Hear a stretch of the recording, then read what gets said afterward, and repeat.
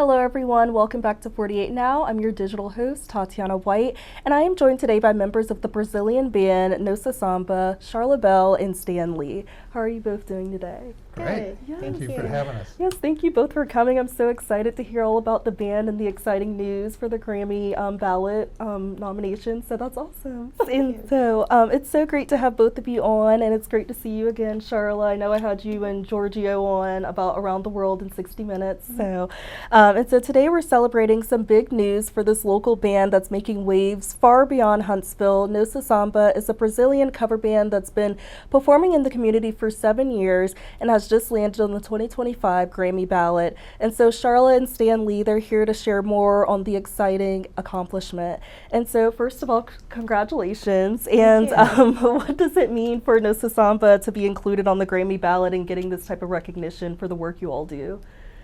Well, it's a big deal, I think, for all of us. It's actually called an official Grammy Award consideration. So that is what all the submissions are when they are accepted onto the ballot. And then those individuals are whittled down to the top 5 nominees after another round of voting by the Recording Academy members. So we are not yet nominated. But we just released earlier in May of this year an album, and that was entitled Nossa Samba Americana. And there are 2 instrumentals on that song. Most of them are vocal leads. There are 2 instrumentals, and one of the instrumentals is the song that is up for Recording of the Year. Awesome. Yes. So we're reaching out to. Now is the process where we reach out to various voting members of the Recording Academy to, just to try and entice them to listen to our music, to share it with others, and to consider voting for us for one of the top 5 places for nominations. That's so cool, and I didn't even realize this whole process of process. talking to them and having to get their vote and stuff. So that's so cool that you at least get that experience to see what that's like to do the whole Grammy process. So, yes. And how do you feel so far? It's this thing, Charlotte did it. She investigated it, made the contacts, made it happen. So I'm grateful to tag along. Yes, that's awesome. Well, he's very modest because I wouldn't have had anything to, put out there if it weren't for him building this band from the ground up. And the reason why I chose one of our instrumental songs as opposed to one of the vocal leads is because I felt like for this particular time that it was more representative of us as a whole. And so the album was released actually under my artist name, which is Charla Bell. So if you look up Nossa Samba Americana, the album, you'll see the artist name Charla Bell. And that's because I was just the one, like you said, who made the contacts and everything like that. I have the music management firm that reached out to me, which is Big Noise, and Al Gomes is the founder of that music management firm. He and I have a management contract together, but as far as the submission for the Grammy nominations and things like that, I felt like it came down between one of our instrumentals and one of our vocals. And I felt like the instrumentals were representative of the whole band and what this band has meant for the past 7 years. And I felt like it was more honorable to recognize every single member of the band, because without every single member of the band, past and present members, there would be no Nossa Samba at all. So even though I'm kind of like, the liaison, I would think, to where we are right now, I'm definitely not Nossa Samba. Nossa Samba is all 8 of us. And I love that you're inclusive of everybody. It all works together to make it. She is. I asked her to be part of this Brazil project as a flute player, and then I found out later she could sing in Portuguese. So the project suddenly got a lot more interesting and a lot more fun. Yes, very well-rounded. So, and you guys kind of briefly touched on this, but can you talk about how Nossa Samba came together, how it started, and what makes your sound unique? Well, I always loved the Brazilian music has been part of the jazz repertoire in this country since the 60s. maybe even before then, even the 50s. But I started to do a deep dive into it, and most interested in how the Brazilians played their music as opposed to how we adopted it and made it part of our own jazz curricula. And then I realized by this deep dive that I did during the pandemic, going to YouTube stations that were all in Portuguese, that we weren't playing their music authentically. So I just asked some musician friends of mine if they were interested in doing a Brazil project, and that it would require us to do some study, and not just play what we've always been playing, and that's where it began. And the pandemic actually gave me the opportunity to do that deep dive and to write the charts and to change my original concept of how to play it and to approach the music more authentically. Yes, I love that, and I love that you were able to make something like this and give artists opportunities as well. And so I love that you kind of took all of that and made it into something that's so grand now, and now you guys are making huge strides. So we're having fun. Yes. Yeah. Well, I mean, all the musicians that he called in the band, except for me, were already well-known, renowned, prominent musicians in Huntsville. Yeah, Tom Branch on drums, Pete Harris on the piano. We lost Devere Pride recently, but he was the one of the original bassists. There was Maurice Brown was with us before him. Now we've got Bob Hawkins on bass, and we have Jody Stiles currently on trumpet, and Steve Motes, who's been with us from the beginning, on saxophone, and Jeff Carroll, who's now with us on trombone. And before them, we've had Patrick Sullivan on trombone. We've had Billy Bargetsky, and we've had some Sandy musical Roll chairs. on trumpet. So you talked about opportunities though. So for those guys, I mean, they're established, accomplished, just as Stan is, musicians in the community and outside of this community. They have very long careers, and this kind of was just like a fun project. And when they brought me into the project, this really was an opportunity for me, because I wasn't really prevalent on the music scene in Huntsville, and it gave me opportunity to play with people of their caliber and to learn from them and to grow with them, and to be where I am today. I'm sitting here talking to you, so I really owe them a debt of gratitude. Yes, awesome. Well, yeah, but you're the face of Nossa Samba now. Yeah, I may be the face, but I'm not And the the founder. voice. And the voice and the flowers. And you talked a little bit about the Nossa Samba Americana album that you guys just released. So what can listeners expect? I know you talked about a couple of instrumentals and things like that. So for anybody that's interested in listening, what can they expect from that? Yeah, well, it's a great album. Actually, 4 of the tracks on that album were recorded several years ago. The rest were just recently recorded, and those were mostly vocal leads. And so there were a few vocal leads that were recorded a few years ago, and a couple instrumentals. Yeah, 4 of them. So, and the great thing about that, we went down into Sound Cell. We had Doug Smith at the time doing the recording, the mixing and mastering. He did a wonderful job. And they're just, like, as he said, very representative, very authentic representation of that genre, of that culture. And we tried to, we never really did anything with those recordings until now.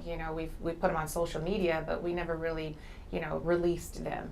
And so when I started working with Al Gomes with Big Noise, we needed to put together an album. And so we took some of those recordings from 4 or 5 years back, mixed with some recordings that we did earlier this year, put them all together. And I mean, you can't really tell, like, the level of musicianship is all the same. So it's, you may hear some slight difference in maybe sound, because one master mixing sound engineer is different from another, and we worked with 2 different ones. But as far as the quality of the music and the musicianship, it's all the same. It's a great album. It's only 30 minutes long. I would heavily recommend downloading it. It's on all streaming platforms. You can buy it on Amazon. CD Baby, you can purchase it anywhere, download it anywhere. That's So. awesome. Yeah, it sounds like a very amazing album, and I love that you guys didn't let those songs that were recorded like 2-3 years ago go to waste, and that it has a purpose now and on the album. So yeah. Yeah. Yeah. Yeah, the original purpose was just to have some content on a website so that, people that could listen to it and decide whether they wanted to hire us to play a gig. Yeah. I didn't really have an aspiration for releasing a record out of it, but Charlotte has more vision than I do. And I think that Doug Smith did as well, because he spent a lot of time on the songs that he recorded and mastered, and I can really tell that there was something, and not that the current engineer didn't do the same thing, but I could really tell that there was something that perhaps they believed in. It wasn't just, oh, this is just some random project, some no-name garage band. I really think they had premonitions as well for our success. Yeah, absolutely, yes. And can you guys tell us a little more about the October 18th concert you all are having at the Note Jazz Lounge? What can people look forward to at that concert? Well, we're going to play a lot of our early repertoire as well as some new, and we have an original that we're going to do that Charlotte and I recently wrote, and we are going to do some tributes to our deceased bass player, DeVere Pride. So it's going to be a special evening. Let's put it that way. It's happy and sad. All the emotions. All the emotions, but it's and the other thing is we've been playing some gigs without our horn players just because of the economics and the venue size wouldn't accommodate the full band, but we're going to have the full band with us. So that's going to be a welcome. Oh yes, for sure. Treat. Awesome. Yes. And our horn players are phenomenal. Yes. I feel so naked without them when we do play those gigs where they're not there. They add so much to the group. And so we're going to have a mixture of selections with and without them. And we're going to have even some features where we're going to feature their instrument as a tribute to our deceased bass player that passed recently. So it's going to be a lot of fun. Yes. And the tickets are on sale now. They're pre-sale. They're cheap now. They're fairly priced as well. At regular price is like $25. I think maybe about $27 with after the processing fee for the normal price. I think they're on like the pre-sales like $15, $17 with processing fee. So you can purchase those on Eventbrite and go to the Note Jazz the Note Jazz Lounge website for a link. You can find the links on my website, on Nossa Samba, on social media and everything. That's awesome. Yes, all the ways to get it. No excuses to not go. Yes, and you can even pay at the door. Yes. So. Yes. And what does it mean for you guys to do a tribute to your late bass player? I know like he was a prominent part of the band for you guys. Yeah. What is it like? It's like I say, I've known DeVere for since the late '80s, so I'll never be the musician he was, and he has several CDs to his credit, so it'll be nostalgic for sure. But we're glad that we can celebrate his life. Yes, absolutely. And I think he would absolutely love this and be super excited for you guys. For this Grammy ballot and just all that you guys are doing to continue playing for Huntsville and putting you guys out, especially with Huntsville growing into the music scene it is. And so I think it's awesome. He would definitely want us to be doing exactly what we're doing. And we're just happy to be able to keep doing it and remember him. Pretty much at every gig, I don't. There's not a day or a gig that goes by that I'm not thinking about him. The drummer and the piano player was part of the DeVere Pride trio for decades, I guess, and so they're they will be there. Yes, that's awesome. I'm glad that the whole band is going to be able to do that for him. So, Right. yes. And so, for those who may not know yet, where can people watch you all perform? Are there do you post about when your next performances are? Do you guys have a place where you perform every week, or? We perform monthly at Okay. Beezer, Okay. which is on the square downtown across from the courthouse, 109 Northside Square. It is an excellent restaurant. The food there is excellent. He brews his own beer there, and that is excellent, I've been told. I'm not a big beer drinker, but he has mixed me a cocktail before, and it got the job done. So, Yeah. but yeah, we play there every third Thursday. Okay. And this month in October, because we're so busy during the third week of October, we've moved that gig to the fourth Thursday. But after that, we will resume every third Thursday in November, December, there at that restaurant. And then we have here and there other gigs lined up, but nothing as regular as Beezer. Ron Jewell is an absolute jewel. Yes.